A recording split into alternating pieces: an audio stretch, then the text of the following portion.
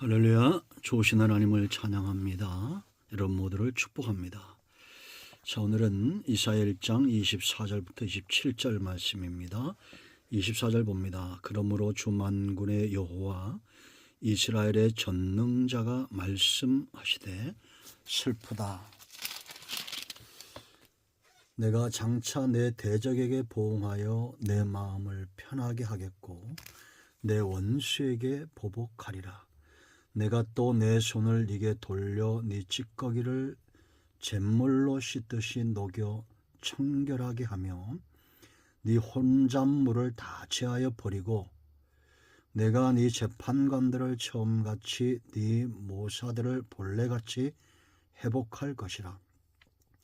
그리한 후에야 네가 의의 성읍이라 신실한 고을이라 불리리라 하였나니 시온은 정의로 구속함을 받고 그 돌아온 자들은 공의로 구속함을 받으리라.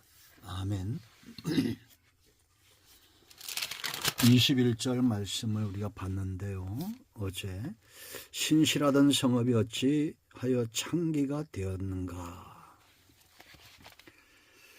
죄의 관영함을 잘 표현하고 있는 그런 말씀입니다. 신실하던 성읍이 창기가 되었다라는 겁니다. 하나님이 심판하실 수밖에 없는 소돔 같고 고모라 같은 그런 지경에 처해져 있다라는 겁니다. 이제 오늘 본문은 하나님께서 심판하실 수밖에 없는 이유들을 말하는데요. 먼저 24절 말씀 보면 그러므로 주 만군의 여호와 이스라엘의 전능자가 말씀하시되 의지가 보이죠. 하나님이 반드시 하시겠다. 하나님께서 자기 이름을 걸고 말씀하시는 겁니다. 왜 심판하시느냐? 주라는 겁니다. 만물의 주여 만군의 주입니다. 논이나 밭에 풀이 나면 누가 뽑습니까? 주인이 뽑습니다. 관리하는 겁니다. 가수원을 관리하는 것이 농부요, 논밭을 관리하는 것이 농부며 주인입니다. 그렇듯 하나님의 택한 백성들을 이제 관리하시는 한 방편이 심판이다라는 거죠. 슬프다 그랬습니다. 뭘 슬퍼하실까요? 죄로 인하여 망가졌고 이제는 하나님이 그들에게 매를 댈 수밖에 없는 상황. 매 맞는 자식보다 때리는 부모의 마음이 더 아픈 거죠. 슬픈 겁니다. 그런 표현입니다. 내 대적에게 보응하여 그랬습니다. 이스라엘이 하나님의 대적이 됐다는 겁니다. 그 하반절 보세요. 내 원수에게 보복하리라. 이스라엘이 하나님의 원수가 되었다는 겁니다. 안타깝죠? 부모와 자식이 원수인 것처럼 그렇게 사탄은 하나님과 하나님의 백성을 원수되게 하는 것. 사단은 절대 하나님을 대적하여 이길 수가 없습니다. 그런데 하나님의 아킬레스 건을 건드려요. 하나님의 이런 표현이 좀 그런데 약한 부분이 어디입니까? 바로 택한 백성입니다. 하와를 미혹하고 아담을 더불어 넘어지게 하고 그 목적은 하나님을 향한 대적이죠. 계속해서 택한 백성들 이스라엘 자손들을 넘어뜨리고자 끊임없이 공격해 옵니다.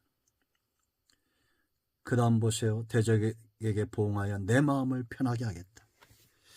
하나님의 마음이 슬프고 불편한 겁니다. 이 공의, 하나님의 공의가 만족되어져야 되고 채워져야 됩니다.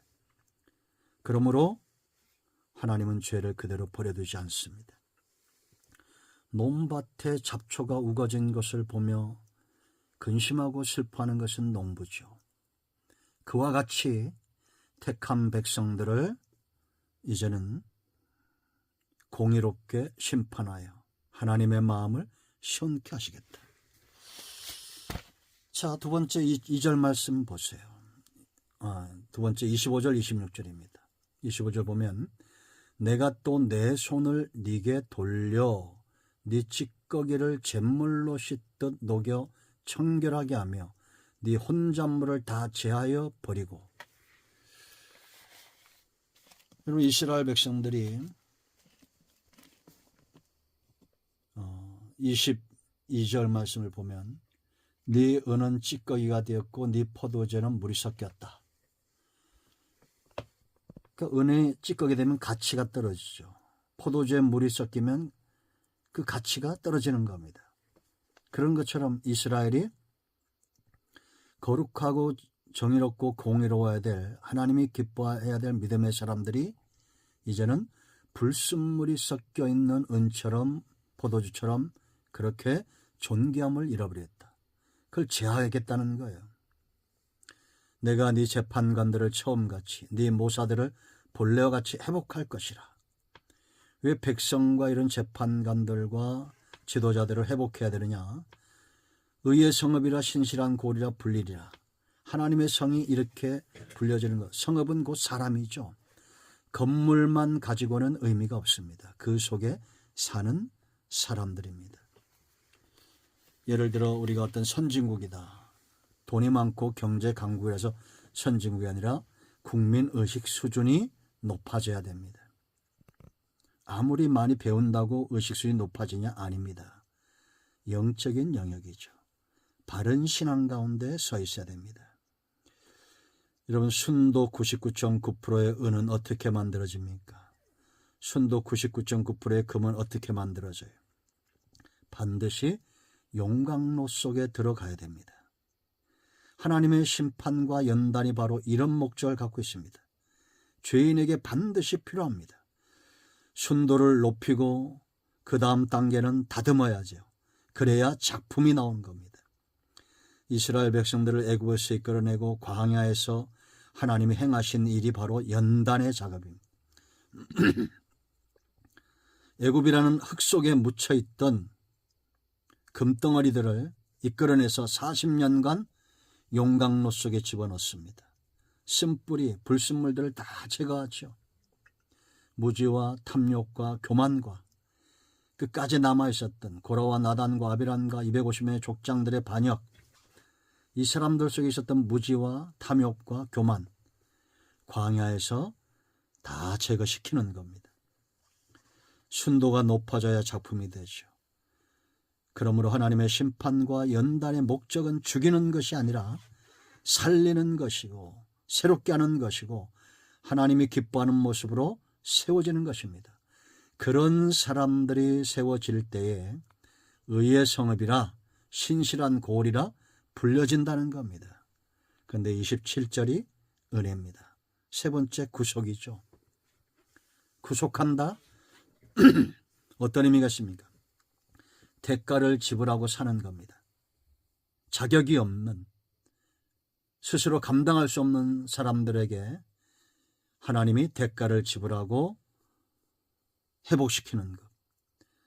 시온은 정의로 구속함을 받고, 시온은 바로 택한 백성들을 여기에선 상징하는 거예요. 25절 26절인 대로 정의로 구속함을 받고 그 돌아온 자들은 공의로 구속함을 받으리라.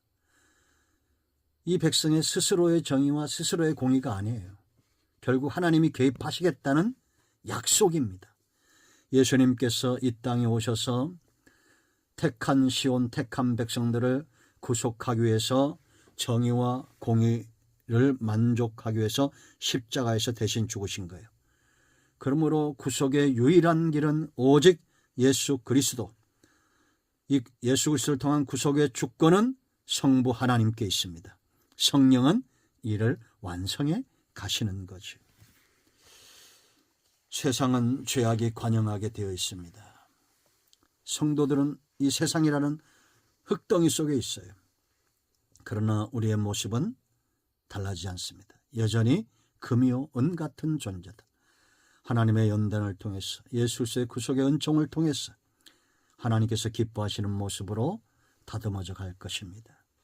우리가 거하는 곳이 하나님 보시기에 아름다운 의의 성읍이 되고 신실한 고을이 되는 은혜가 있기를 사모합니다. 기도합니다. 예수님의 이름을 의지하기도 합니다. 이 말씀대로 되게 하여 주시옵소서. 우리 가운데 마음이 상한 자, 병든 자 치유하시고 회복시켜 주시기를 원합니다. 예수님의 이름으로 사모하며 기도합니다. 아멘. 할렐루야. 응답이 오늘도 우리 가운데 임하였습니다. 아멘.